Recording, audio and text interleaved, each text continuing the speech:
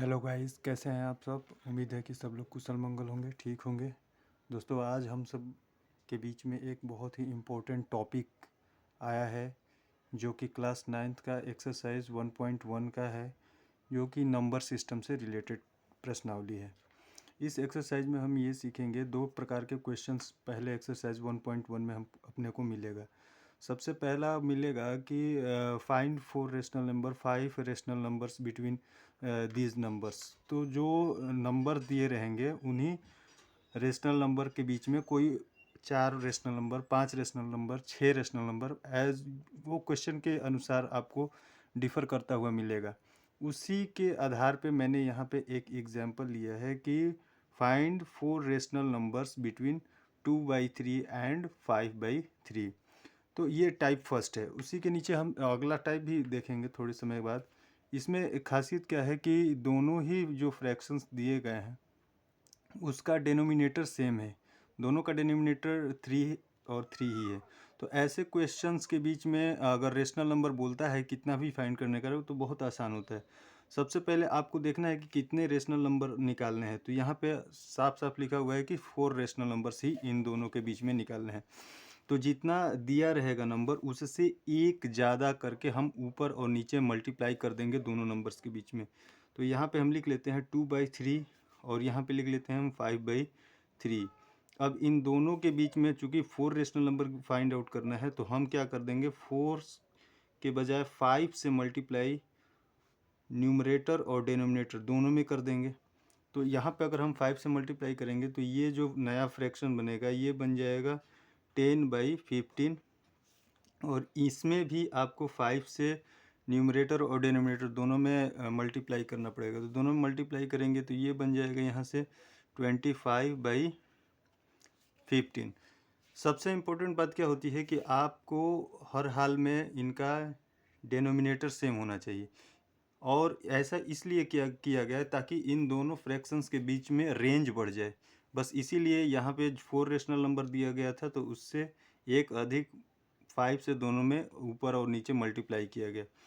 अब यहाँ पे आसानी से आप देख सकते हैं इसके आगे और इसके पीछे के बीच में आपको अपने को 4 रेशनल नंबर ज्ञात करना है। तो 4 रेशनल नंबर, एक यहाँ पे हो जाएगा 11/15, दूसरा 12/15 और तीसरा 13/15, चौथा 14/15। तो ये आप देख सकते हैं कि इसके बीच में 4 रेशनल नंबर निकल गए। एक बात इम्पोर्टेंट आपको बता दें कि किसी भी दो रेशनल नंबर के बीच में अनंत रेशनल नंबर होते हैं। ये एक इम्पोर्टेंट बात है। बहरहाल इसके बीच में काफ़ी सारे रेशनल नंबर्स होंगे, लेकिन अपने को क्वेश्चन में बोला गया था 4 रेशनल नंबर, इसलिए हमने 4 रेशनल नंबर ही लिखे, वरना और आगे भी हम लिख सकते थे। तो उम्मीद है कि आपको ये कॉन्सेप्ट समझ में आ गया है। अब चलते हैं दूसरे कॉन्सेप्ट की तरफ। जो दूसरा कॉन्सेप्ट है वो कुछ इस प्रकार से है।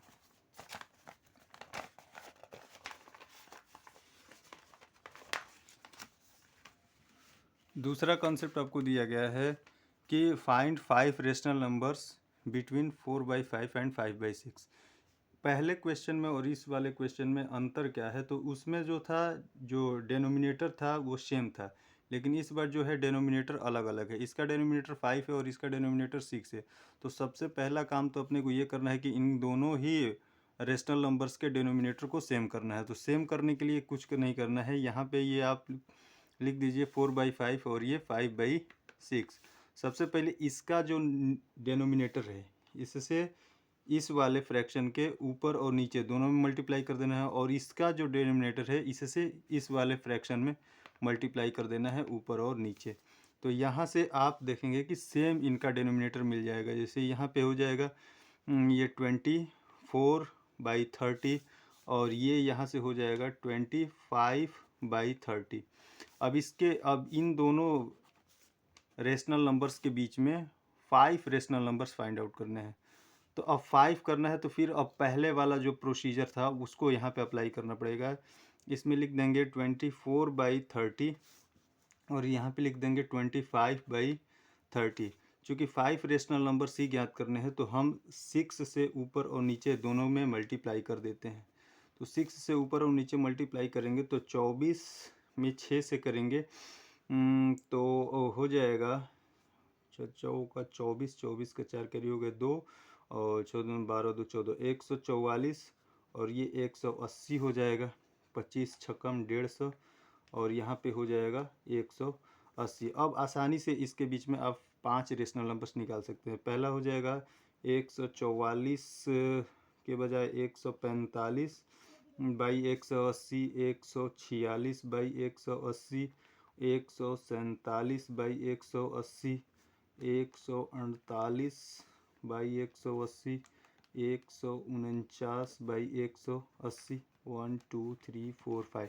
तो ये आपके 5 रेशनल नंबर्स निकल के गए। अब इसमें सिंप्लीफाई और करना होगा तो कर सकते हैं, शॉर्ट करना होगा तो लेकिन अगर क्वेश्चंस में आंसर में ऐसा देता है कि सिंप्लीफाई करके शॉर्ट एंड फॉर्म में देता है तो आप शॉर्ट कर सकते हैं, अदरवाइज छोड़ भी सकते हैं, कोई आपके गलत नहीं काटेगा। ठीक है, तो ये 2 इम्पोर्टेंट कॉन्सेप्ट हैं इस एक्सरसाइज के लिए।